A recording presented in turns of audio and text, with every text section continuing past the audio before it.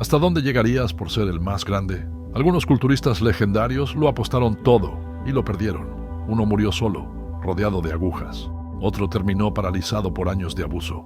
Y uno fue hallado sin vida en un motel, destruido por su obsesión. Estas son las 7 tristes historias de los culturistas más grandes de todos los tiempos. Imagina nacer con una desventaja tan grande que te dicen que no lograrás nada, recibiendo burlas año tras año. Ahora, imagina que con esa misma desventaja te conviertes en una leyenda. Esta es la historia de Lou Ferrigno, el gigante que no solo conquistó el mundo del culturismo, sino que se transformó en el inolvidable Hulk. Pero lo que no sabes es cómo este hombre, con una pérdida auditiva casi total desde niño, se convirtió en el rival más inesperado de Arnold Schwarzenegger. Además entrenó a Michael Jackson y fue nombrado en un consejo presidencial por Donald Trump. Pero lo más impactante es lo que ha pasado con su oído en la actualidad. Quédate hasta el final, porque lo que voy a revelarte sobre la salud de Lou Ferrigno te dejará con la piel de gallina. Lou Ferrigno, nacido el 9 de noviembre de 1951 en Brooklyn, Nueva York, no tuvo una infancia fácil. A los 3 años, una infección de oído severa dejó a Lou con una pérdida auditiva permanente de entre 75 y 80%. Este hecho marcó profundamente su vida. A medida que crecía, Lou se enfrentó al aislamiento social. En la escuela, su forma de hablar lo convirtió en blanco de burlas constantes. La discapacidad auditiva que sufría no solo afectó su capacidad para oír, sino que también influyó en su autoestima. I was born in Brooklyn, New York, 1951, and I was a skinny child. I'm very introverted. I had an ear infection and had nerve damage. I lost 85% of my hearing. That had a huge effect on my life because it made me different than everyone else. I made me very introverted as a child. I have kind of, like we just say, a love-and-hate relationship with my father growing up because he had a hard time accepting me having a handicap because I wasn't perfect, the perfect son. He kind of pushed me and taught me never to feel sorry for myself. Every week, twice a week, I would have to take a train to the city to learn to lip read. So basically it was very hard for me because I would finish elementary school during the day and then go to the city and then come home in the evening like 6 p.m. It was almost like a full-time job. Sin embargo, lo que podría haber debilitado a muchos, en Lou encendió una chispa de determinación. El gimnasio se convirtió en su refugio. A los 13 años comenzó a levantar pesas, inspirado por las leyendas del culturismo como Steve Reeves y Arnold Schwarzenegger. Ferrigno, que se sintió atraído por la idea de esculpir su cuerpo, encontró en el culturismo un camino hacia la fortaleza, tanto física como mental. Sus entrenamientos eran intensos, casi obsesivos. Cada repetición representaba una forma de escapar de las limitaciones impuestas por su discapacidad. Con el tiempo, su físico empezó a destacar en la escena del culturismo, y a los 21 años, ya estaba compitiendo al más alto nivel. En 1973, Lou ganó el título de Mr. América y en 1974 se convirtió en el campeón más joven de Mr. Universe, un logro monumental que lo colocó en el radar de la comunidad de culturismo a nivel mundial. Pero fue en 1975 cuando Ferrigno enfrentó su mayor desafío: competir en el Mr. Olympia contra Arnold Schwarzenegger. La rivalidad entre ambos no era solo profesional, era también personal. Arnold, carismático y dominante, era la figura central del culturismo, y Lou, aunque intimidante en tamaño y fuerza, estaba decidido a destronar al rey. Esta rivalidad se capturó de manera épica en el documental Pumping Iron, que mostraba no solo la competencia en sí, sino también la psicología detrás de la preparación de los atletas.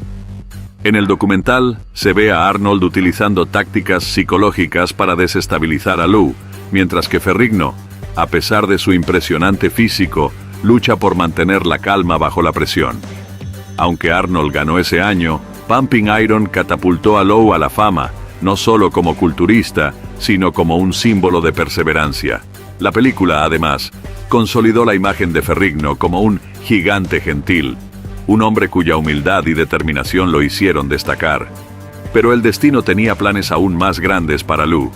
En 1977 fue elegido para interpretar a Hulk en la serie de televisión The Incredible Hulk. Este papel era perfecto para él. un personaje que, al igual que Lou, enfrentaba una lucha interna constante. Hulk, a diferencia de otros héroes, rara vez hablaba, lo que resultó en una increíble ironía para Ferrigno, quien, debido a su discapacidad auditiva, había enfrentado desafíos en la comunicación toda su vida. I got a phone call. They said they were casting for the Hulk, which I was like blown away. They were filming the pilot using Richard Kiel, who played Jaws on James Bond. And Richard Kiel, the big guy, he was like 7'2", but he didn't have the physique. And one day the director came on the set with his son. And the boy said to his father, the director, he said, "Daddy, that's not the Hulk." And the father said, "Why?" And the boy said, "The Hulk, it gotta be big, huge muscles." They started to get nervous, realizing they had to find the right person to play the Hulk because they knew the show would be in trouble. When I went down for the screen test, I knew I had this part because when they saw my physique, my body, and I was able to show different emotion without speaking, able to cry and everything, then I knew I landed the part. And to have that part, knowing that it was something I've been dreaming about for 20 years as a little boy, reading the comics, fantasized of becoming the Hulk, it was kind of like a dream coming true. I knew that with me having that part, the show was going to be successful. Because no one can play the Hulk but myself. We were well aware that people thought he was a monster. He was a real gentle soul that he didn't mean to hurt anybody. Sin embargo, su actuación fue tan poderosa que Lou se convirtió en un ícono de la cultura pop, reconocido mundialmente por su interpretación del monstruo verde. A pesar de su éxito en Hollywood, Lou nunca abandonó su primer amor, el culturismo. Durante su tiempo como Hulk, continuó entrenando intensamente. Para él, el gimnasio no era solo un lugar de trabajo, sino un refugio, un espacio donde podía reconectar con la esencia de quien realmente era. En los años 90, después de varios años fuera de las competencias, Lou decidió regresar al Mr. Olympia. Su participación en 1992 y 1993 demostró que, aunque no había ganado la competencia, su espíritu competitivo y amor por el deporte permanecían intactos. Su regreso fue una prueba de que el corazón de un campeón nunca deja de latir. Lou Ferrigno también tuvo una relación interesante con algunas de las figuras más grandes del mundo. Uno de los detalles menos conocidos de su vida es que fue el entrenador personal de Michael Jackson. Durante los años 90, Lou ayudó a Jackson a mantenerse en forma, trabajando con él en sesiones de entrenamiento privado, ayudándole a prepararse para algunos de los momentos más icónicos de su carrera. Además, en 2018, el presidente Donald Trump nombró a Lou Ferrigno miembro del Consejo Presidencial sobre Deportes, Fitness y Nutrición. Este nombramiento fue un reconocimiento a su influencia y legado en la promoción de un estilo de vida saludable. Para Lou, este papel fue una extensión natural de su vida dedicada al fitness y al bienestar, y lo tomó con la misma seriedad con la que había abordado todas las facetas de su vida. Hoy en día, Lou Ferrigno sigue siendo un ejemplo viviente de resiliencia y dedicación. A pesar de su edad, se mantiene en excelente forma física, entrenando regularmente y sirviendo de inspiración para nuevas generaciones de culturistas y entusiastas del fitness. Lou ha hablado abiertamente sobre su pérdida auditiva a lo largo de los años, y aunque ha sido un desafío constante, nunca lo ha dejado de tenerlo. Hi, Lou Ferrigno here. I just want to say a few words. As I'm talking, I'm very nervous now because I'm going to have surgery on Tuesday, cochlear implant surgery. The reason why I'm doing this is because my left ear, I had 23% word discrimination. So now with the cochlear implant, it works with electrode with your brain, and you have to work every day for like an hour for 3 months. They have what you call an activation app on their iPhone, and you listen to different words, and there's a good chance I can get my word discrimination up to maybe 75-80%. Why not go for it? I want to hear better because my right ear, I'm starting to lose a little of the hearing, and it's frustrating because it's hard to hear the wife in the kitchen because I keep saying stop mumbling. But this happens with people that have a hearing loss when they lose their hearing. So I don't want to be one of those people that just feel sorry for myself to suffer because I've heard so much wonderful things about the cochlear implant. So in my situation, if I could get up to maybe 70% or more, then do the other ear, then before I pass on, before I go 6 feet under, I could hear maybe just as well as almost everybody else and enjoy wonderful hearing. En la actualidad, Utiliza audífonos avanzados que le permiten llevar una vida plena y activa, causándole esta emoción al poder escuchar un poco más. 3, 4, 5. Can you hear my voice at all? No. Okay, I'm going to go up a little I get the bit. beeping. Just beeping? Yeah, Is the beeping loud? it's good. It's a, yeah. So it's just a series of beeps? Now it's because static myth. Okay. Okay. Right. Okay, so I brought it down a little bit. How is this volume here? Is this Good. okay?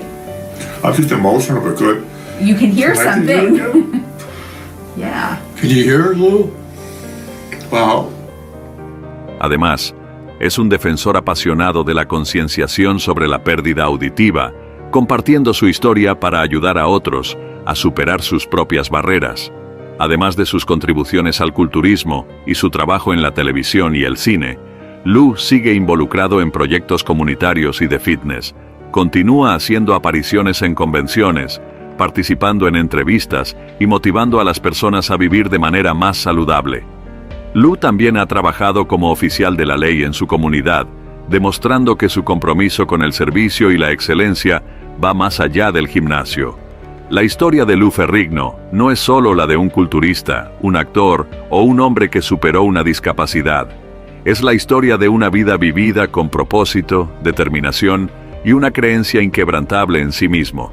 Desde un niño que luchaba por ser escuchado hasta un hombre que rugió en las pantallas de todo el mundo, Lou nos enseña que la verdadera fuerza no está solo en los músculos, sino en el corazón y la mente. Si te gustan las historias de culturistas, acá te dejo una que podría gustarte. ¿Te imaginas una vida llena de gloria y controversia? Así fue la vida de Nasser El Sonbaty, uno de los culturistas más icónicos y polémicos de todos los tiempos. Desde escándalos en el Mr. Olympia, I went back to the hotel room. Actually, guys, again, to tell you the truth, I was actually crying because on stage I didn't want to cry because I felt completely raw. hasta declaraciones explosivas sobre el uso de esteroides. I don't know anybody who is in the sport involved who is more or less successful, even if it's, again, on a Mr. San Diego level or Mr.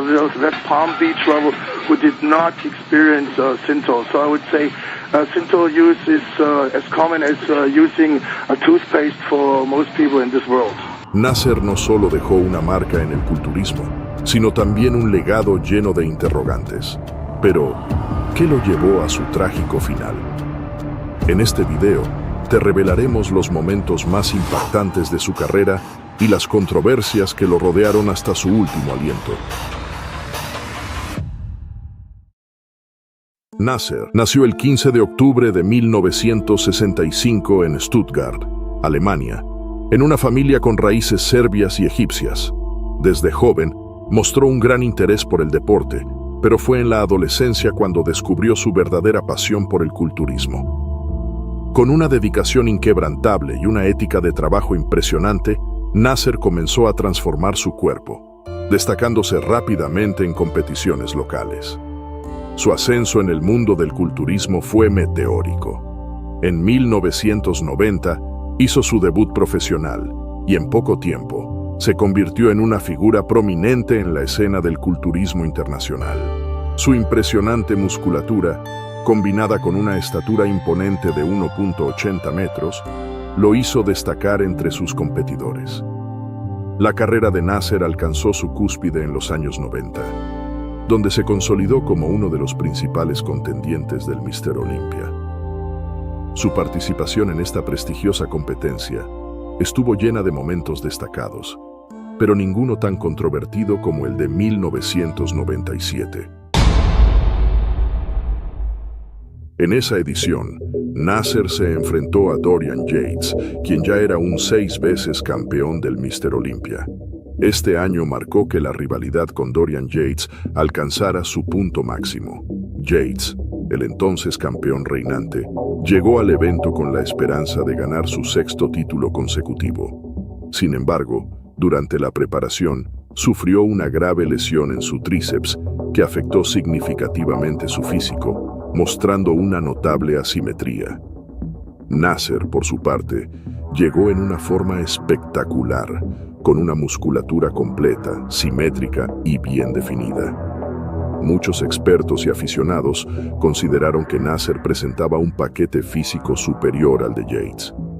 Dorian was down in size. Nasser actually looked bigger than him. It was something that Dorian had never experienced on stage before. Look at the pecs, the shoulders, the legs. The arms go without saying. They're all bigger and fuller on Nasser El Sonbaty. Durante las rondas de comparación, Nasser destacó en poses como la doble bíceps de frente, mostrando una densidad y una separación muscular excepcionales. Sin embargo, cuando llegó el momento del veredicto, la decisión de los jueces causó gran controversia. They will present those awards to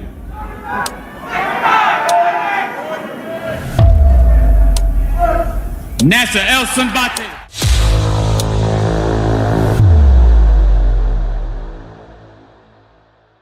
A pesar de la evidente superioridad física de Nasser, Dorian Yates fue declarado ganador.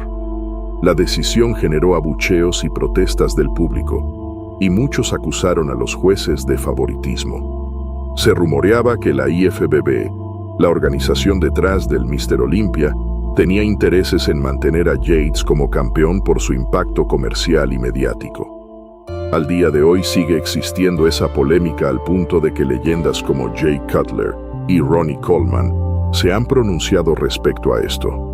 I never really understood how Dorian Yates really won. This is the one that El Sonbaty should have won, right? That a lot of people say 97. Yeah, I thought he should have won easy. Nasser, visiblemente molesto, no dudó en expresar su desacuerdo con el resultado, alimentando aún más las teorías de corrupción y favoritismo en el mundo del culturismo profesional. You have obviously such a damaged body, you know, and you're still winning for perfect score with messed up and torn muscles.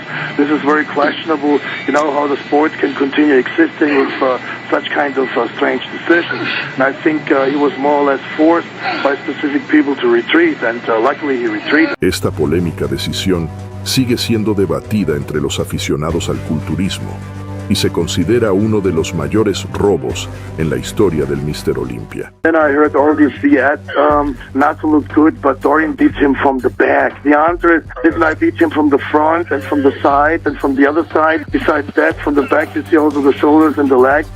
Añadiendo que le había ganado un hombre con un vientre de una embarazada de 6 meses. La polémica de 1997 no solo se limitó a los resultados.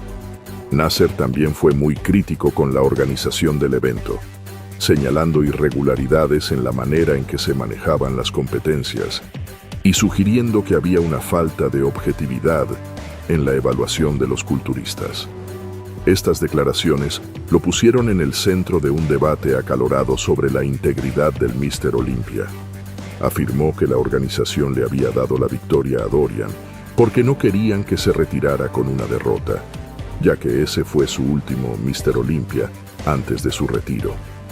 A pesar de no haber existido una buena relación entre estos dos titanes, Dorian admitió muchos años después que Nasser había lucido increíble y que fue el más cercano que estuvo de acabar con su racha. Probably the guy that came closest to beat me also. In 1997, I was definitely not at my best. I had the tricep injury going into that contest, and Nasser was very good, so it was a very close contest. Some people think she should have won. Aunque también añadió que Nasser era hipócrita, o como le dicen en Inglaterra, un doble cara. Nasser El Sonbaty never really got on that well with him. Really? No, I never did. I found him to be, what's the word in England? We say two-faced. Después de esto, a medida que pasaron los años, las puntuaciones de Nasser El Sonbaty seguían bajando. My physique was somehow at the wrong time, at the wrong place. But then, when Dorian basically stepped out, they started throwing me more and more down as well. Because I didn't win against him, but at the same time, when his time was over, it looked almost like my time would be soon over. And at the end, it was like that. Nasser was really never the same after that. He looked great in the 98 Olympia when Ronnie and was first and won his first Olympia, and then Flex was second. He was third, Nasser, and he looked great there too. But he just couldn't beat these genetic freaks. It was an era of shape, symmetry, and size. Hasta que en 2005 puso punto final a su carrera, sin antes revelar los secretos más oscuros, afirmando lo siguiente: los mandamases de este deporte exigían a los atletas a ponerse en una condición cercana a la muerte. En el culturismo hay una gran cantidad de atletas adictos a las drogas. Lo más triste de este negocio es que el 95% de los culturistas profesionales tienen que vender droga, prostituir, trabajar de seguridad o hacer para subsistir. Es un deporte gobernado por hipócritas que solo miran su beneficio. Nasser El Sonbaty fue una de las pocas figuras del culturismo que habló abiertamente sobre el uso de esteroides y otras sustancias en el deporte. En múltiples entrevistas reveló la realidad detrás de las competencias, afirmando que era imposible llegar a la cima sin recurrir a estos métodos. Estas declaraciones causaron un gran revuelo en la comunidad del culturismo, generando tanto admiración como rechazo, ya que afirmaba que todo aquel que practicaba culturismo profesional usaba sustancias como el Synthol y los diuréticos, entre otras ayudas para el rendimiento físico. I don't know anybody who is in the sport involved who is more or less successful, even if it's again on a Mr. San Diego level or Mr. West Palm Beach level, who did not experience Synthol. So I would say Synthol use is as common as using a toothpaste for most people in this world. Nasser detalló su propio régimen de uso de esteroides y otros fármacos, explicando cómo estos le permitieron mantener su tamaño y definición muscular a lo largo de su carrera.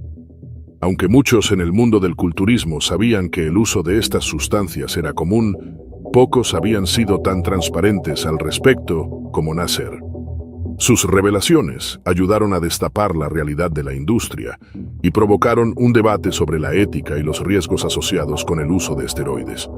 Además de los esteroides, Nasser también habló sobre el uso de otros métodos para mejorar el rendimiento, como la hormona del crecimiento y los diuréticos. Explicó cómo estos compuestos podían ayudar a los culturistas a alcanzar un nivel de definición muscular que sería imposible de lograr de manera natural. Sus declaraciones no solo atrajeron la atención de los medios de comunicación, sino que también generaron un mayor escrutinio sobre las prácticas en el culturismo profesional. Nasser era conocido por su carácter fuerte y su disposición a decir lo que pensaba, sin importar las consecuencias. Sus opiniones sobre otros culturistas, entrenadores y la industria en general lo hicieron tanto un héroe como un villano en diferentes círculos. A pesar de haberse retirado años atrás de las competiciones de culturismo y de advertir al mundo del peligro de las sustancias químicas, Nasser siguió haciendo uso de ellas, todo con el fin de no dejar caer su imponente físico, pero sin saber que esto estaría firmando su sentencia de muerte.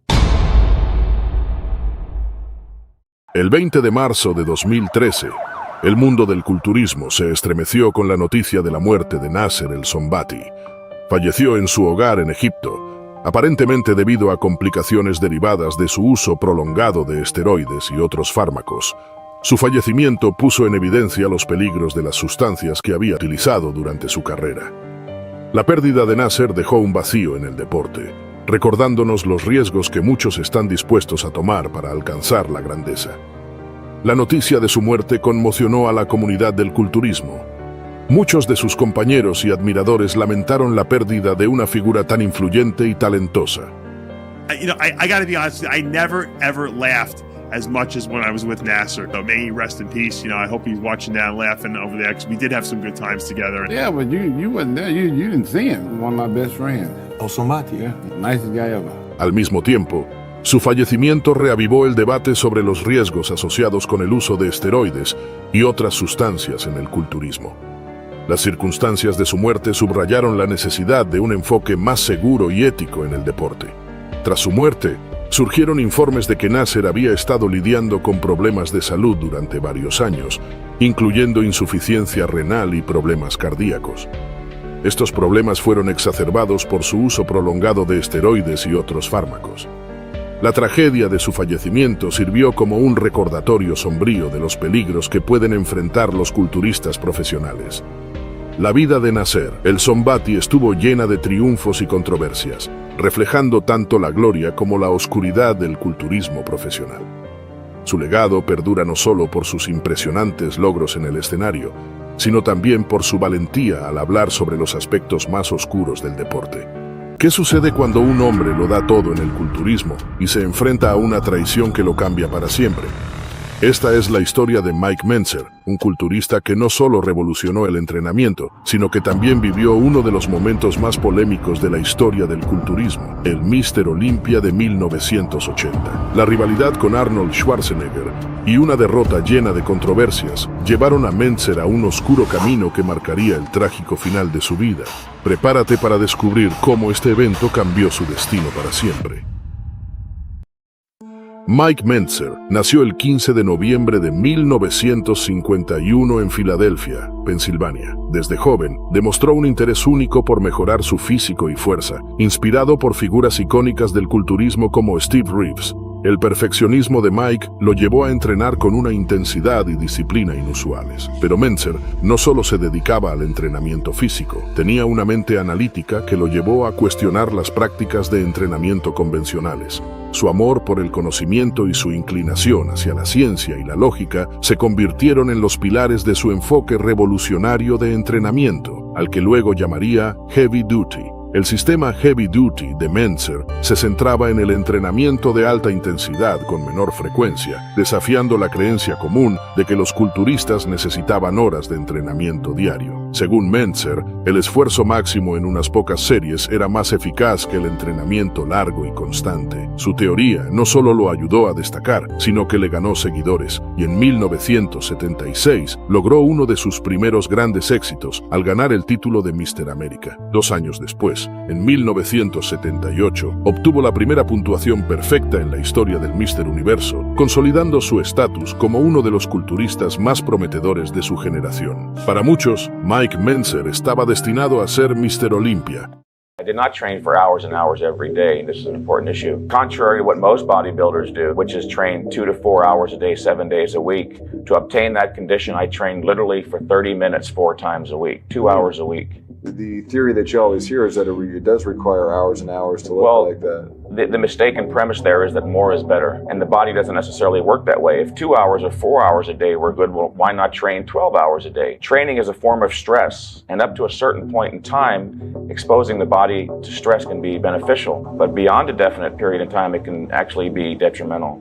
Este enfoque contrastaba directamente con el método de entrenamiento de Arnold Schwarzenegger, quien creía en el volumen alto y en la repetición constante para bombear los músculos, con sesiones extensas y frecuentes en el gimnasio. Arnold, como competidor veterano y una figura dominante en el culturismo, era reconocido por pasar horas en el gimnasio, manteniendo un ritmo de entrenamiento que muchos consideraban el modelo perfecto de dedicación. Para Arnold, el entrenamiento diario y repetitivo no solo desarrollaba el cuerpo, sino también la mentalidad necesaria para dominar el escenario. El hecho de que Mentzer cuestionara abiertamente el método tradicional en una época donde Arnold era prácticamente el rey del culturismo no pasó desapercibido. Para Arnold, la popularidad y el crecimiento del método Heavy Duty de Mentzer parecían amenazar la idea de que el esfuerzo constante era la clave del éxito. Esta diferencia de filosofías no solo era profesional, sino que generó una tensión personal, con Arnold viendo a Mentzer como un rival que no compartía la disciplina que él consideraba esencial para el éxito en el culturismo.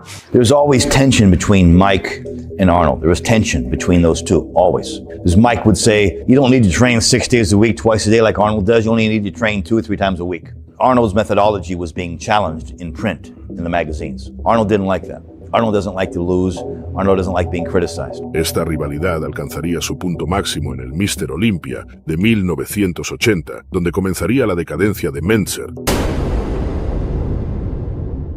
La polémica del Mr. Olympia de 1980 es uno de los momentos más controvertidos en la historia del culturismo, y todo comenzó con la inesperada decisión de Arnold Schwarzenegger de competir. Arnold había anunciado su retiro en 1975, y para ese momento ya era una figura establecida en el cine y un icono mundial del culturismo. Para ese año, Arnold se encontraba grabando la película Conan el Bárbaro, por lo que su regreso al culturismo era poco probable. Su regreso en 1980 sorprendió a todos, y muchos consideraron que su participación traería favoritismo al evento. Arnold, a diferencia de los otros competidores, no se había preparado de manera rigurosa, ni había seguido el estricto régimen de entrenamiento que se requería para esa competencia. I saw him every day in the gym. He's looking better and better and better. And so I started wondering, something's up here. He's not getting in that kind of shape just for a movie. There's something going on. And then when he showed up on the plane too, I'm like, aha. I had intended around 8 weeks ago to start training very hard with the objective in mind to get in my best possible shape for a film I'm going to do, which is Conan the Barbarian. And we're going to start shooting the first few scenes in October. And so I really wanted to be muscular because the idea was that Conan was a very muscular, heroic-looking guy and that I should be in top shape.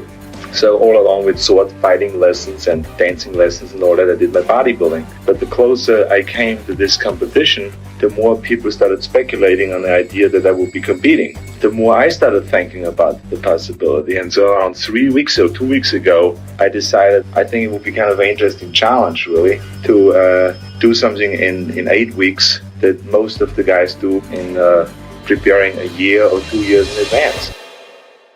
Llegamos al gran día del Mr. Olympia de 1980.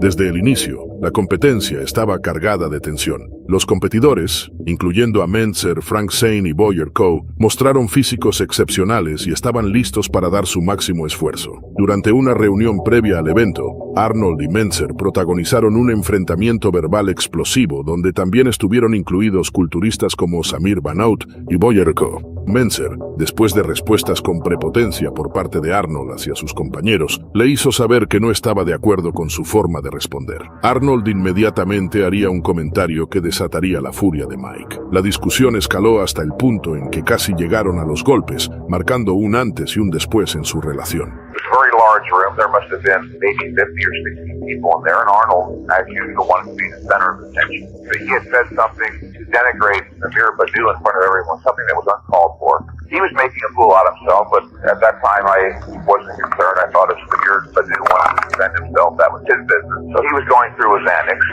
At one point, Boyer Coe stood up as a gentleman and said, look, why don't we just let Arnold explain to all of us right here, right now, what his reasons are for wanting to have his weight class. Maybe we can get to the bottom of this instead of arguing aimlessly. And he did say it in a very gentlemanly fashion. There was no hint of malice or anything negative in his voice. And Arnold sat back, oh Boyer, why don't you stop acting like a baby, grow up and be a man, which I thought was uncalled for. So I said, look, Boyer Coe said that as a gentleman, something to that effect. He doesn't deserve that. And that pissed him off. He turned around very rapidly to face me, and he literally had his upper lip was furled around like he was snarling like an animal. He said, oh, come on, Mentzer, we all know that you lost last year because of your big belly. And I allowed that to irritate me perhaps too much, and on impulse, I ran over towards him. I was surprised. Arnold Schwarzenegger sat down. I scared him. He went over and sat in the corner, and when he went to sit down, I continued at him. I was wagging my finger at him, telling him that his behavior was reprehensible, that it was not Boyer Coe who needed to grow up, but him. He couldn't look me in the eye. He literally went from being frantic, hysterical adolescent to shrinking away like an injured child. La controversia no terminó ahí. Durante la competencia, Arnold mostró un físico impresionante, pero según muchos, no estaba en su mejor forma, con falencias en su cuerpo, sobre todo en sus piernas. Mentzer, Zane y Coe lucieron físicos más definidos y estéticos, pero la presencia de Arnold en el escenario y su habilidad para captar la atención de los jueces y el público parecían pesar más que su forma física. Hacía poses que escondían sus carencias de ese momento. Cuando finalmente se anunció a Arnold como el ganador y dejaron a Mike Mentzer en quinto lugar, la reacción fue inmediata y dividida. Los competidores, los fanáticos y la comunidad del culturismo explotaron en críticas. Mentzer y otros calificaron la decisión como un robo y afirmaron que la victoria de Arnold era una muestra de favoritismo en la industria. La reacción de Mike fue dejar el trofeo en el piso y decir enfrente de todos, esto es una mierda. Pero esto no era lo único que diría. Mike daría fuertes declaraciones, afirmando que Arnold no merecía ganar y que estaba bajo los efectos de la cocaína. They're the ones that were responsible. They let him run wild. He was wild. Joe Weider told me later that Arnold was on cocaine that day. And in looking at some of the photographs later on, I believe that he had an unusually stressed look on his face. The veins on his forehead were distended. All symptoms of being on cocaine. Most likely he was. It became very clear, especially later on as the day proceeded, that things weren't the way they should be. The only people who saw Arnold as the winner were the 7 judges and his closest friends. None of the other competitors saw him as the winner. None of the audience, or very few, only those that were his friends.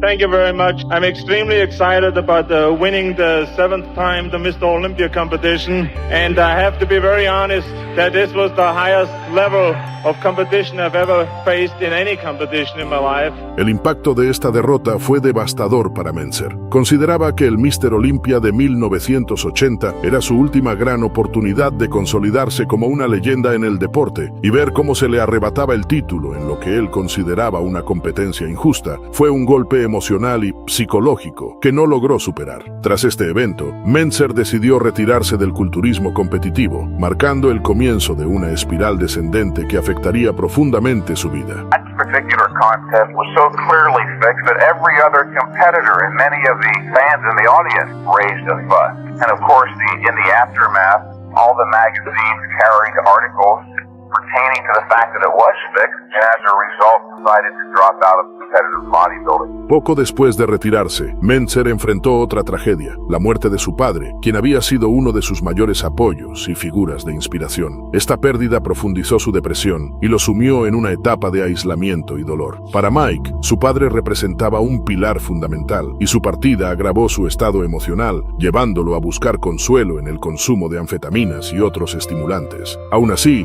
Mentzer continuó impartiendo seminarios sobre su método Heavy Duty, donde compartía su filosofía de entrenamiento y no dudaba en expresar su descontento por lo sucedido en el Mr. Olympia de 1980. Criticaba abiertamente a la IFBB y a la industria del culturismo, acusándolos de corrupción y favoritismo, y aseguraba que su derrota había sido un ejemplo de cómo las influencias y el poder de ciertas figuras controlaban el deporte. Estas declaraciones hicieron que la IFBB lo pusiera en una especie de lista negra, y con el tiempo, los promotores de competencias comenzaron a distanciarse de él, resistiéndose a contratarlo para seminarios o eventos. Este bloqueo en su carrera profesional afectó gravemente sus ingresos, dejándolo sin las oportunidades que alguna vez había disfrutado en el mundo del culturismo. Ante la falta de ingresos, Mentzer se vio obligado a aceptar trabajos que estaban muy lejos de la vida que había soñado. Para sobrevivir, trabajó como guardia de seguridad y también ofreció asesorías de entrenamiento privado a pequeña escala. Estos trabajos no solo eran económicamente inestables, sino que también afectaban su autoestima, ya que Mentzer, quien había sido una estrella en el culturismo,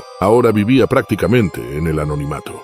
Las múltiples pérdidas, la muerte de su padre, el bloqueo de la IFBB y el robo en el Mr. Olympia de 1980 dejaron una marca profunda en Mentzer y, según sus colegas, comenzó a mostrar comportamientos cada vez más extraños. Aquellos que lo conocieron bien comentaban que el Mike Mentzer, que alguna vez había sido un hombre brillante y carismático, parecía haber desaparecido. En su lugar, existía un hombre abatido, profundamente afectado y con cambios de humor drásticos. La frustración y la amargura que llevaba consigo se reflejaban en su manera de hablar y de actuar, y muchos de sus amigos lo describían como un hombre cuya personalidad estaba rota. Remember one day I was walking to Gold's Gym and Mike's in the gutter laying there like a drunken guy. Then he walked in when we were training and warming up, taking his pictures off the walls. I said to my training partner, if I ever get like that, keep the pictures stay on the wall. I was sort of making a joke, but I felt so sad for Mike. El consumo prolongado de anfetaminas también afectó gravemente su salud mental y física. Mentzer,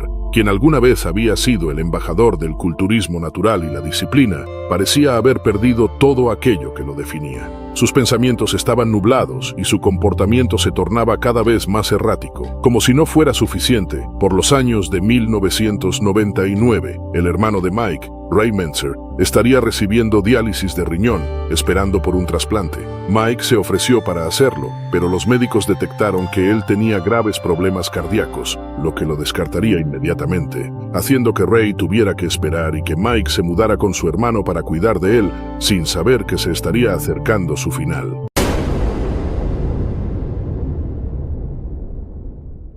En junio de 2001, Mike y Ray se encontraban trabajando en un DVD de entrenamiento que tendría por nombre Éxito. Tuvieron un agotador día de trabajo, por lo que Ray se iría a dormir más temprano. Ray, consciente de los problemas cardíacos de su hermano, le propuso a Mike irse a descansar, ya que sabía que no era bueno que sobreexigiera a su cuerpo. Sin embargo, Mike, haciendo caso omiso a las palabras de Ray, se quedaría trabajando hasta tarde.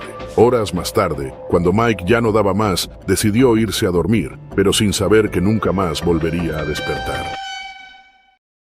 El cuerpo de Mike Mentzer fue encontrado en su apartamento, víctima de un ataque al corazón. Tenía solo 49 años. Trágicamente, su hermano Ray, también un culturista, falleció tan solo 2 días después, dejando a la familia Mentzer sumida en el dolor. La doble pérdida conmocionó a la comunidad del culturismo y dejó un vacío en aquellos que reconocían en Mike no solo a un pionero, sino también a un hombre que había sufrido una caída trágica e injusta. Hoy en día, Mike Mentzer es recordado por su método Heavy Duty y su valentía para desafiar las normas establecidas en el culturismo. Su historia es un reflejo de los sacrificios extremos y las presiones que existen en la industria del culturismo, y una advertencia sobre el costo de enfrentarse al poder establecido. Su vida y su trágico final nos recuerdan que el éxito en el deporte puede estar marcado por la política y el favoritismo, y que la búsqueda de la perfección puede tener un costo emocional y físico devastador. La historia de Mike Mentzer es una lección de perseverancia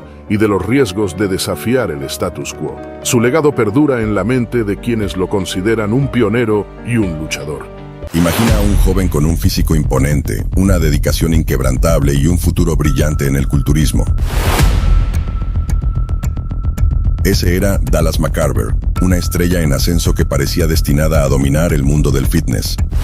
Pero su carrera se vio interrumpida de forma trágica y repentina.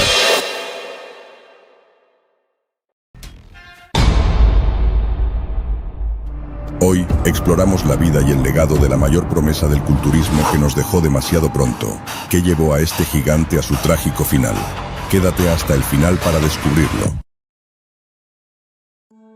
Dallas McCarver nació el 9 de abril de 1991 en Tennessee, Estados Unidos. Desde muy joven, mostró un interés y una aptitud excepcional para el deporte. Su pasión por el culturismo comenzó en la adolescencia, cuando se dio cuenta de su potencial para desarrollar un físico impresionante.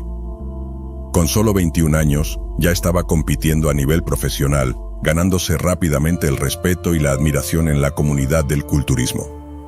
Dallas siempre destacó en los deportes durante su juventud, siendo un talentoso jugador de fútbol americano en su escuela secundaria. Sin embargo, su verdadero amor era el culturismo, una pasión que comenzó a tomar forma cuando levantó pesas por primera vez a los 14 años. Desde el principio fue evidente que tenía un don natural para el deporte. Con su altura de 1.83 metros y su estructura ósea robusta, Dallas tenía una base perfecta para desarrollar un físico impresionante. Sin embargo, su viaje no fue fácil. Creció en una familia de clase media en una pequeña ciudad, donde el acceso a equipos de entrenamiento y suplementos era limitado. Pero su determinación superaba cualquier obstáculo. Pasaba horas en el gimnasio local, utilizando el equipo disponible y buscando siempre nuevas formas de mejorar. Su ética de trabajo y su disciplina pronto llamaron la atención de entrenadores locales, quienes vieron en él un potencial increíble. Dallas no solo tenía el tamaño y la musculatura, sino también una ética de trabajo implacable. Su rutina de entrenamiento era intensa, con sesiones de levantamiento de pesas que desafiaban los límites del cuerpo humano. Su dieta, estricta y calculada al milímetro, le permitía mantener y desarrollar su masa muscular con una precisión casi científica. En 2012, ganó su primer gran título en el NPC North American Championships, catapultándolo a la fama en el mundo del culturismo. Dallas no se detuvo ahí. Su siguiente objetivo era el Mr. Olympia, la competencia más prestigiosa en el mundo del culturismo. It's halfway unbelievable that I'm actually prepping for the Olympia. It's unbelievable. It's just a real blessing. And as far as what the Olympia and doing the Olympia means to me, it just means that, anything's possible, really. It tells me maybe there is a such thing as dreams that come true. Trabajó incansablemente, entrenando 6 días a la semana, con sesiones de hasta 2 horas de cardio, además del levantamiento de pesas. Su dieta consistía en una ingesta calórica masiva, con comidas cada 2 horas que incluían cantidades enormes de proteínas y carbohidratos. El enfoque de Dallas hacia el entrenamiento y la nutrición era meticuloso. Mantener un régimen tan estricto requería una gran cantidad de autodisciplina y sacrificio. A menudo, esto significaba perderse eventos sociales y limitar sus actividades fuera del gimnasio. Sin embargo, su dedicación valió la pena. En 2013, ganó el National Championships, consolidando su posición como una estrella en ascenso en el culturismo profesional.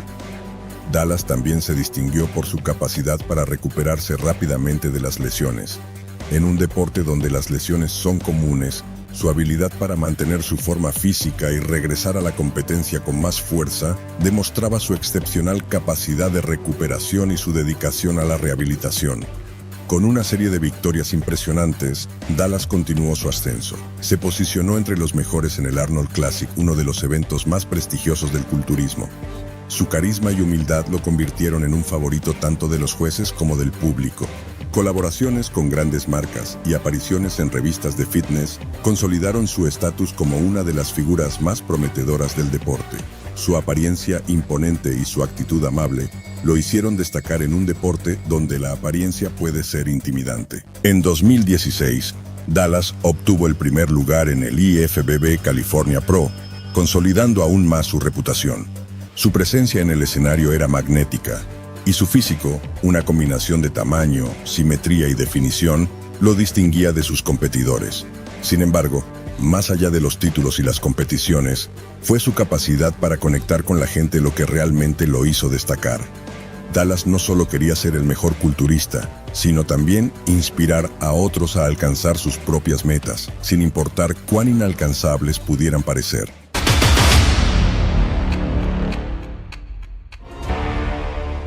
En marzo de 2017, durante el Arnold Classic Australia, Dallas casi colapsó en el escenario. Mientras posaba junto a otros competidores, su salud se deterioró rápidamente. Padeciendo una grave infección respiratoria que se convirtió en bronquitis, McCarver casi se desplomó ante la vista del público y de sus compañeros competidores.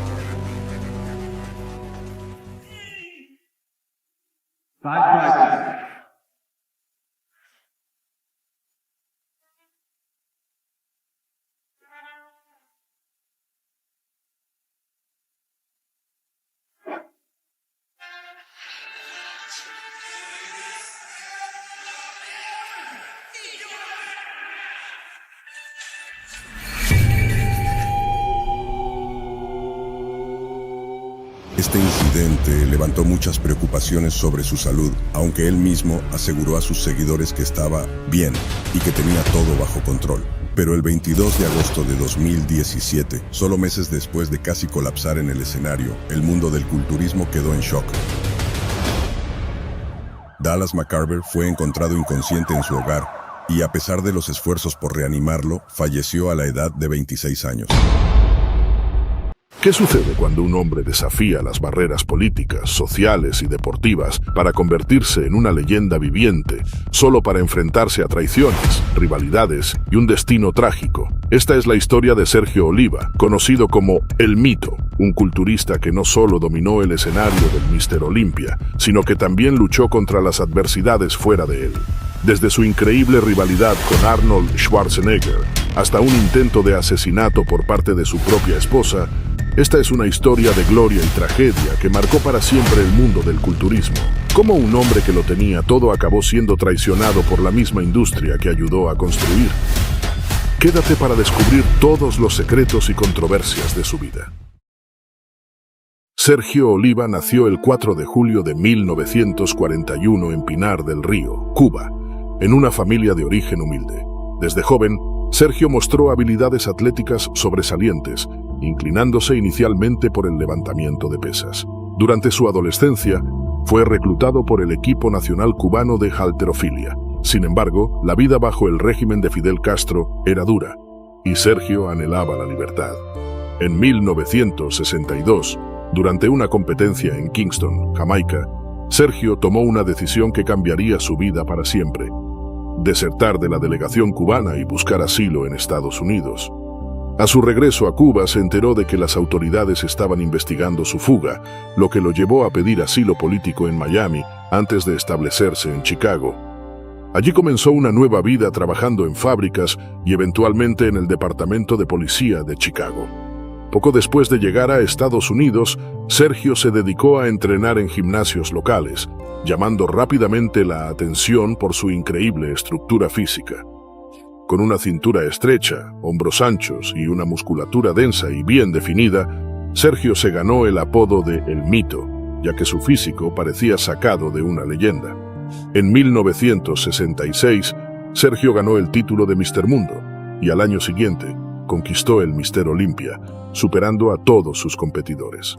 Sergio dominó el señor Olympia durante 3 años consecutivos, 1967, 1968 y 1969, derrotando a Arnold Schwarzenegger, siendo el primer y único culturista en derrotar a Arnold en una competencia de Mr. Olympia. Pero su reinado no duró mucho, ya que ese joven ambicioso Arnold Schwarzenegger llegó al escenario con la intención de destronar al campeón. El enfrentamiento entre Sergio Oliva y Arnold Schwarzenegger es una de las rivalidades más icónicas en la historia del culturismo. Arnold llegó a Estados Unidos con la ambición de convertirse en el mejor culturista del mundo, y para ello tenía que derrotar a Sergio, el campeón reinante. La primera vez que Arnold vio a Sergio competir, quedó impresionado. Incluso admitió que nunca había visto a alguien tan imponente y que se sintió intimidado por su presencia. A pesar de esto y de su derrota ante Sergio Oliva en el Mr. Olympia de 1969, la revancha estaría próxima a llegar en el Mr. Olympia de 1970. El enfrentamiento entre Sergio Oliva y Arnold Schwarzenegger en el Mr. Olympia de 1970 marcó un antes y un después en la historia del culturismo. Sergio, quien ya había ganado 3 títulos consecutivos de Mr. Olympia, se encontraba en la cima de su carrera. Arnold, por otro lado, era un joven prometedor que había llegado a Estados Unidos con un solo objetivo: convertirse en el mejor culturista del mundo. La noche del Mr. Olympia de 1970 fue épica, pero también estuvo marcada por una de las tácticas más controvertidas que Arnold utilizó para asegurarse la victoria. Durante la competencia, Sergio y Arnold se enfrentaron en una intensa ronda de poses. Ambos culturistas mantenían sus poses durante largos minutos, mientras el público enloquecía con cada movimiento. La tensión en el escenario era palpable, y ambos competidores buscaban cualquier ventaja para impresionar a los jueces. Fue en ese momento cuando Arnold, conocido por su astucia y juego psicológico, decidió poner en práctica una de sus tácticas más ingeniosas. En medio de la batalla de poses, Arnold se volvió hacia Sergio y le sugirió que ya era suficiente, que deberían detenerse. Sergio, agotado tras varios minutos de poses sostenidas, accedió rápidamente a la propuesta de Arnold. Bajó del estrado y se dirigió hacia los bastidores. Lo que Sergio no sabía era que Arnold tenía un plan maestro. En cuanto Sergio dejó el escenario, Arnold se quedó en el centro, haciendo gestos de confusión hacia la audiencia, como si no supiera por qué Sergio había abandonado la competencia tan de repente. Los fanáticos, sin entender lo que realmente había sucedido, comenzaron a abuchear y a mostrar su desaprobación hacia Sergio, pensando que había renunciado a la competencia. Arnold, aprovechando la confusión, se encogió de hombros y siguió posando solo en el escenario, captando toda la atención de los jueces y el público. Sergio, al darse cuenta de lo que estaba ocurriendo, intentó regresar al escenario, pero el daño ya estaba hecho. Arnold se había ganado al público y a los jueces con su astucia, y esa noche se llevó su primer título de Mr. Olympia. La derrota en el Mr. Olympia de 1970 fue devastadora para Sergio. Para muchos, él tenía el mejor físico esa noche, pero las tácticas de Arnold le costaron el título. En el año de 1971, la IFBB descalificó a Sergio Oliva de participar en el Mr. Olympia, ya que éste había participado en una competencia externa no autorizada por la organización en ese mismo año, algo que fue demasiado injusto, porque Arnold también había hecho lo mismo, pero él no estaba descalificado, lo que hizo que ganara el Mr. Olympia de ese año con extrema facilidad debido a la falta de competencia. Esta rivalidad se hacía cada vez más tensa y alcanzaría su pico máximo en el año 1972. La controversia más grande ocurrió en el Mr. Olympia de 1972 en Essen, Alemania. La comunidad del culturismo estaba dividida entre estos dos titanes.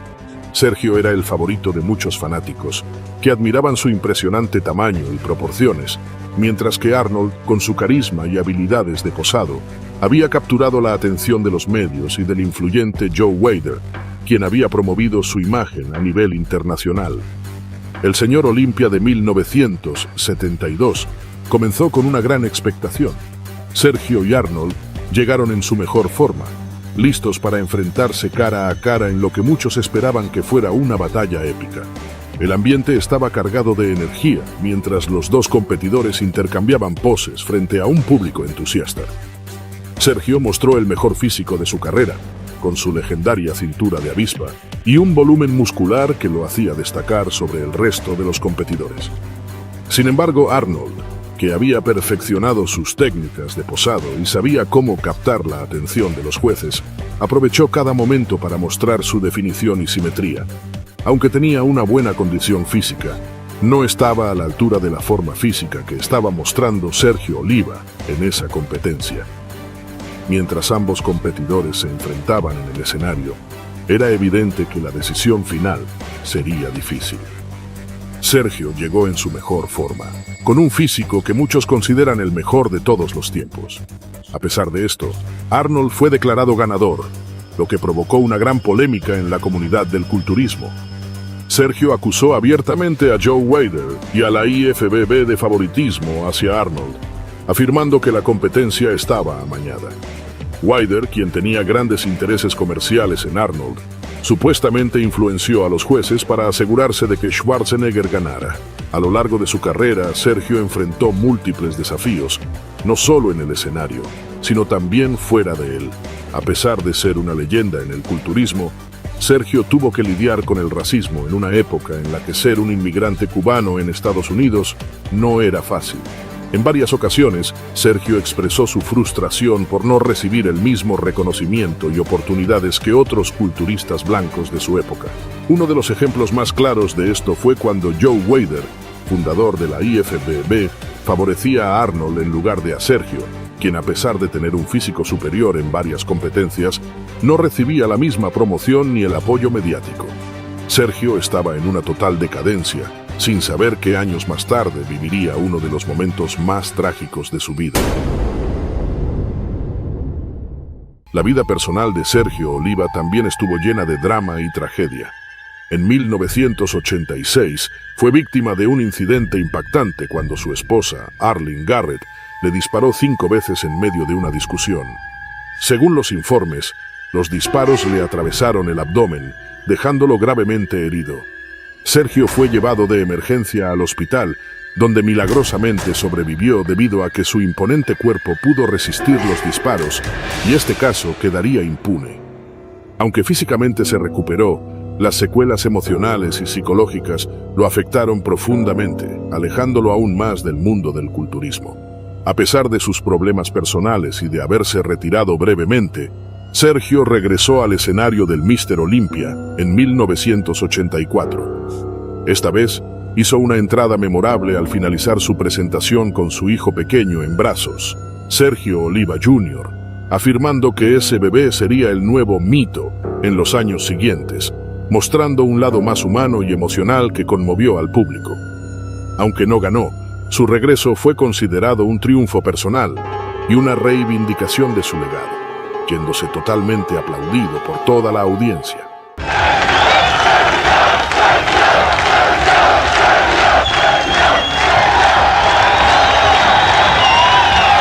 No matter what, I win them all, lose one, it doesn't mean anything.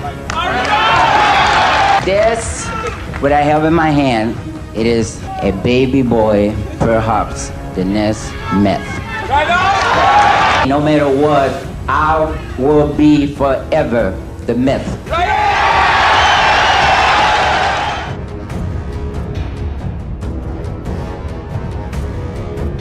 I mean, it's too bad that your father passed away way too early. But if he would see this picture, he would be laughing and he would be smiling and he would be the happiest guy in the world. So I just want you to know how proud we are of you. En 1995, fue honrado en el Mr. Olympia junto a otros campeones, recibiendo un reconocimiento tardío por su impacto en el deporte.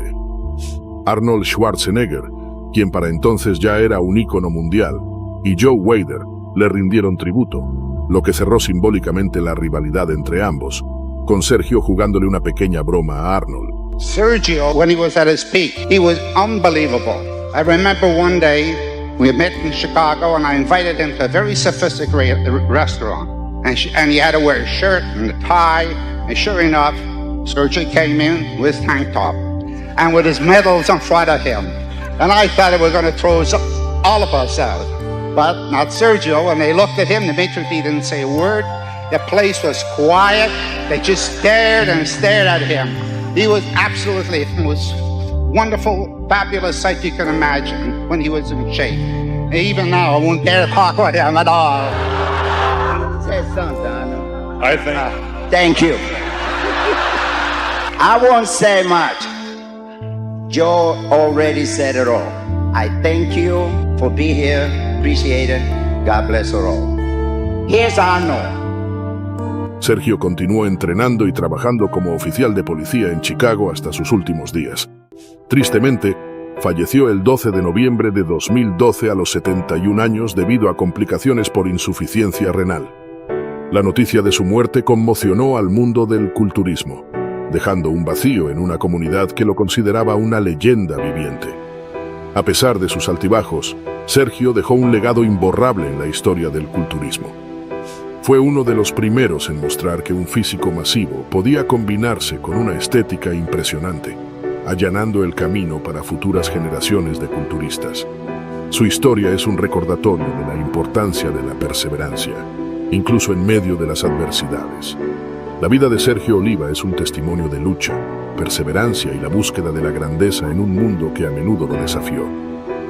Desde ser un inmigrante cubano hasta convertirse en una leyenda del culturismo, su legado sigue vivo. ¿Te imaginas a un hombre tan grande y fuerte que incluso los gorilas parecerían pequeños a su lado?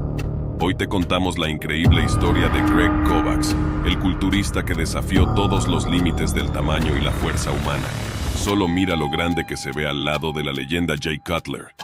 También conocido como el Gigante Gentil, fue un culturista canadiense que dejó una marca imborrable en el mundo del culturismo por su asombroso tamaño y fuerza. You're the world's largest muscular bodybuilder. I'm the heaviest, and I was going to keep getting bigger because I'm younger still. So right. Eventually, I want to be on stage around 350 pounds. 350. I mean, has anybody ever been on stage at that weight and in good cut condition? No, not even close. Right.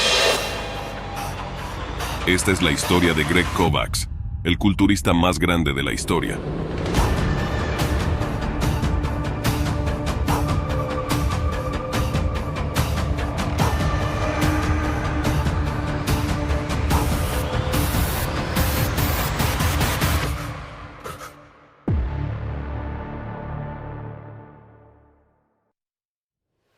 Gregory Mark Kovacs nació el 16 de diciembre de 1968 en Niagara Falls, Ontario, Canadá. Desde una edad temprana, Greg mostró un interés por el deporte y la actividad física. Aunque inicialmente se inclinó hacia el hockey, una lesión lo llevó a descubrir el gimnasio y con ello, el culturismo.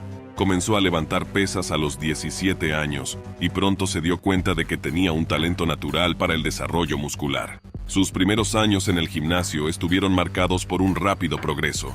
A medida que su cuerpo respondía a los entrenamientos, Greg se dio cuenta de que tenía una genética excepcional para la ganancia de masa muscular.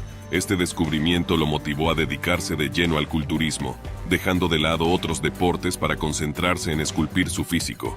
A lo largo de los años, Greg trabajó incansablemente en su físico, aumentando su masa muscular de manera impresionante. A los 30 años, Greg Kovacs se había convertido en uno de los culturistas más masivos de todos los tiempos. Con una altura de 1.93 metros y un peso que superaba los 180 kilogramos en su mejor momento, Greg era una fuerza de la naturaleza. My body and feel the iron in my hands and training really heavy. I didn't realize how strong I was until one day I went to a powerlifting contest in my hometown, and the top bench was 430 pounds, and I looked at the weight and I said, wait a minute, that's not very heavy. I went up there and I benched it like 19 times, and then I walked out. And then there was another, I was reading a magazine and it said Ted Arcidi, the strongest man in the world, can behind the neck press 360 pounds for 4 reps. Nobody's ever pressed over 400 pounds behind the neck, and I was already doing 405 for like 6 to 8 reps behind the neck when I was 19 years old. Sus brazos medían más de 66 centímetros, su pecho abarcaba unos asombrosos 178 centímetros y sus muslos tenían un perímetro de 89 centímetros. So 360 pounds. My arms are about 26 inches, my thighs are about 36, my chest is over 70, things like that. So to a certain point, it's anybody can develop their physique, but to get to this level, I think it's a lot of genetics. Durante la década de los 90 y principios de los 2000, Greg Kovacs se convirtió en una figura prominente en la escena del culturismo profesional. Ganó su tarjeta profesional en 1996 después de triunfar en los campeonatos nacionales de Canadá. Su tamaño descomunal y su presencia imponente en el escenario le valieron el apodo de El Gigante Gentil. En la cima de su carrera, Greg Kovacs participó en algunas de las competiciones de culturismo más prestigiosas del mundo. Aunque nunca logró ganar un título importante como el Mr. Olympia o el Arnold Classic, su mera presencia en estos eventos siempre fue motivo de asombro y admiración. La comunidad del culturismo estaba fascinada con su tamaño y fuerza, incluso si su definición muscular no siempre estaba a la altura de sus competidores más esculpidos. Una de las características más impresionantes de Greg era su capacidad para mantener su tamaño masivo mientras seguía desarrollando fuerza y resistencia. Este equilibrio entre masa y potencia lo diferenciaba de muchos de sus contemporáneos y lo convirtió en una figura única en el deporte. I didn't really know how strong I was is because I trained in my basement by myself, so I had no real anything to compare it to. The same with my body weight. I never knew how big people were out there. Like within my first year, I went from 240 pounds to 300 pounds.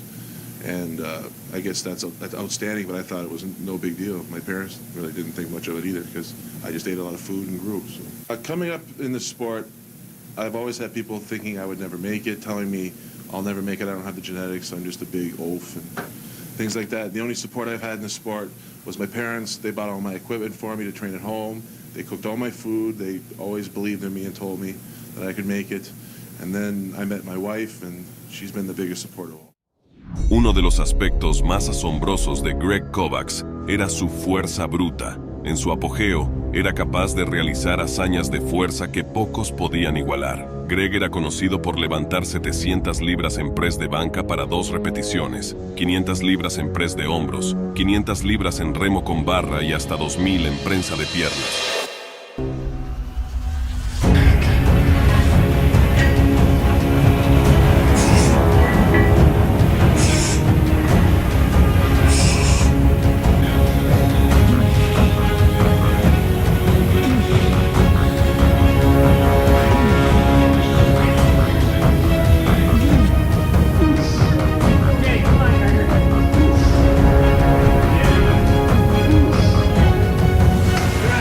Estas cifras no solo lo colocaban entre los culturistas más fuertes de su tiempo, sino que, en general, también entre los atletas más fuertes del mundo. Además de sus logros en el gimnasio, Greg también participó en eventos de levantamiento de pesas y exhibiciones de fuerza, donde a menudo dejaba boquiabiertos a los espectadores con su increíble capacidad para mover pesos colosales. Para mantener su colosal tamaño y fuerza, Greg seguía un régimen de entrenamiento extremadamente riguroso. Su rutina incluía levantamientos pesados y un enfoque en el rango completo de movimiento para maximizar el desarrollo muscular. When it comes to any special training secrets and things like that, I believe in training full range. Everything's full range. I really emphasize the negative and go into a full contraction. Training in the maybe 6 to 8 rep range. Up till about a year ago, I used to only do half reps on certain exercises, but I found 4 reps are better. You develop the full muscle better that way. So I find that that's much better for mass. And I train each body part just once a week because at this level of my development, any more than that, I'll be overtraining. And I think it's a personal thing. You have to find Like when your muscles ready to train again, it'll feel ready. You have to train instinctively that way. Su dieta era igual de impresionante, consumiendo cerca de 10.000 calorías al día durante su fase de aumento de masa. Cuando se preparaba para una competencia, reducía su ingesta a aproximadamente 5.500 calorías diarias. Greg también dividía sus comidas en 8 porciones más pequeñas a lo largo del día, asegurándose de consumir suficientes proteínas, carbohidratos y grasas saludables para apoyar su entrenamiento intensivo. Day starts and like the amount of meals you eat? Yeah, usually I eat about 8 meals a day, and I wake up and I have a breakfast of maybe 2 pounds of beef, a bowl of oatmeal, big bowl of oatmeal, lots of fruit. And every 2 to 3 hours, it's about the same all throughout the day. In regards to diet, Kim, why don't you help us out on this? Okay, well, since I cook all of his meals, let me see. Normally for breakfast, he'll start off with a lot of beef, big beef meal, about 3 whole eggs for his protein, and then he'll have a big, huge bowl of oatmeal, a couple pieces of bread, some bananas, raisins, maybe some pancakes, that kind of stuff. He'll usually have at least 200 grams of carbs for breakfast and about 100 or more grams of protein. Then his next meal will be a Mesotech shake with some extra carbs on the side, maybe some potatoes. His third meal will be game beef he'll have with some rice as carbs, usually about 100 grams of protein and 100 grams of carbs per meal.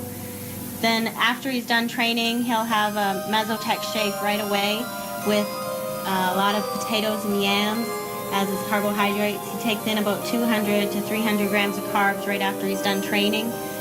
And let me see, pretty much we follow that kind of pattern, so that way he'll have about 7 or 8 meals in the day, and he'll be varying between his types of proteins will be mainly chicken and beef, and in the off-season whole eggs always at breakfast. And then his carbohydrates are always potatoes, rice, yams, that's about it.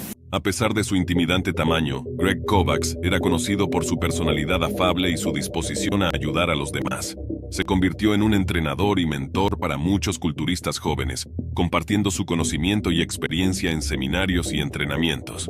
También incursionó en el mundo de los suplementos nutricionales, lanzando su propia línea de productos para apoyar a los atletas en sus esfuerzos por alcanzar el éxito. A medida que avanzaba su carrera, Greg enfrentó varios desafíos, incluyendo lesiones y problemas de salud que comenzaron a afectar su rendimiento. En 2005 decidió retirarse del culturismo competitivo para enfocarse en sus negocios y entrenar a otros. Sin embargo, su tamaño y el esfuerzo físico que su cuerpo había soportado durante años comenzaron a pasar factura. Greg Kovacs, a pesar de haberse retirado del culturismo, seguía usando sustancias para mantener su gigante físico, ya que su único objetivo era ganar más y más masa muscular. En los últimos años de su vida, Greg sufrió varios problemas de salud, incluyendo complicaciones cardíacas que finalmente llevaron a su fallecimiento. El 22 de noviembre de 2013, el mundo del culturismo se estremeció con la noticia de la muerte de Greg Kovacs. Falleció a la edad de 44 años debido a una insuficiencia cardíaca. Aunque su vida se truncó trágicamente, el legado de Greg Kovacs perdura. Es recordado no solo por su tamaño y fuerza, sino también por su dedicación al deporte y su impacto en la comunidad del culturismo. La historia de Greg Kovacs es un testimonio del poder de la determinación y el espíritu humano. A través de su vida mostró que con trabajo duro y dedicación es posible alcanzar niveles de fuerza y tamaño que parecen imposibles. Aunque su vida terminó prematuramente, su legado continúa inspirando a culturistas y atletas de todo el mundo. Greg Kovacs será recordado siempre como el gigante gentil que dejó una marca indeleble en el mundo del culturismo, superando incluso el peso de algunos ejemplares de los gorilas. En el mundo del culturismo, pocos nombres evocan imágenes de simetría y fuerza como el de Flex Wheeler, conocido como el sultán de la simetría. Este atleta dominó las competiciones durante la década de 1990, cautivando al público con su físico impecable y su presencia electrizante. Pero detrás de la leyenda se esconde una historia de lucha, resiliencia y un espíritu inquebrantable. ¿Cómo pudo un atleta tan dominante llegar a perder una pierna? Esta es la historia de Flex Wheeler, un hombre que desafió las probabilidades y se elevó por encima de la adversidad para convertirse en un símbolo de esperanza e inspiración.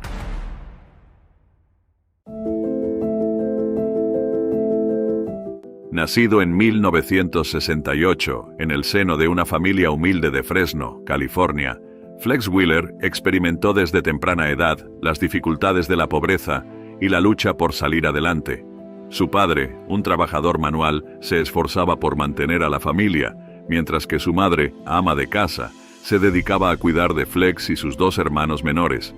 La vida en las calles de Fresno era dura, pero Flex encontró un refugio en el deporte. A los 10 años, se unió al equipo de fútbol de su escuela, donde destacó por su fuerza y agilidad. Sin embargo, fue a los 17 años cuando descubrió el culturismo y su vida cambió para siempre. Atraído por las imágenes de atletas musculosos y definidos en las revistas de culturismo, Flex se inscribió en un gimnasio local con la esperanza de transformar su cuerpo. Al principio, no tenía idea de lo que estaba haciendo. Entrenaba sin guía ni dirección, utilizando pesos demasiado pesados y realizando ejercicios con una técnica deficiente. Sin embargo, su pasión por el culturismo era inquebrantable. Pasaba horas en el gimnasio, estudiando libros y revistas, observando a los atletas más experimentados y buscando consejos de los entrenadores.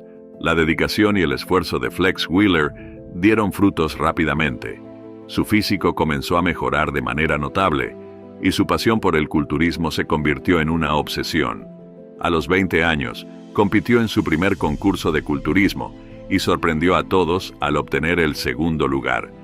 Este éxito lo motivó a seguir entrenando y perfeccionando su técnica. En los años siguientes, Flex se convirtió en una fuerza dominante en el mundo del culturismo. Ganó numerosos títulos, incluyendo 4 Arnold Classic y 3 subcampeonatos del Mr. Olympia.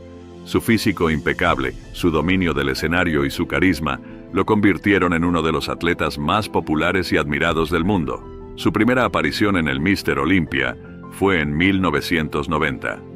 Flex Wheeler sorprendió al público con su físico impecable y su rutina electrizante.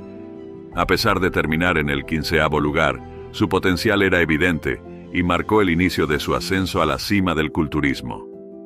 La primera victoria significativa de Flex Wheeler llegó en el Arnold Classic de 1991.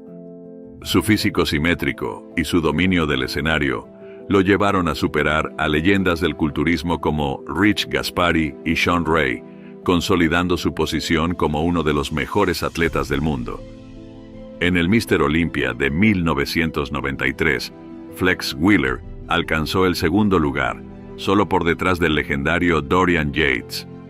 Su físico y su rutina eran impecables, demostrando que estaba listo para competir por el título más prestigioso del culturismo. Su rivalidad con Dorian Yates se intensificó, y ambos atletas empujaron los límites del físico humano a niveles nunca antes vistos. Flex Wheeler recuperó el título del Arnold Classic en 1995, demostrando su dominio en este evento. Su victoria consolidó su reputación como uno de los culturistas más completos y talentosos de su época. La batalla más épica por el título se dio en el Mr. Olympia de 1998.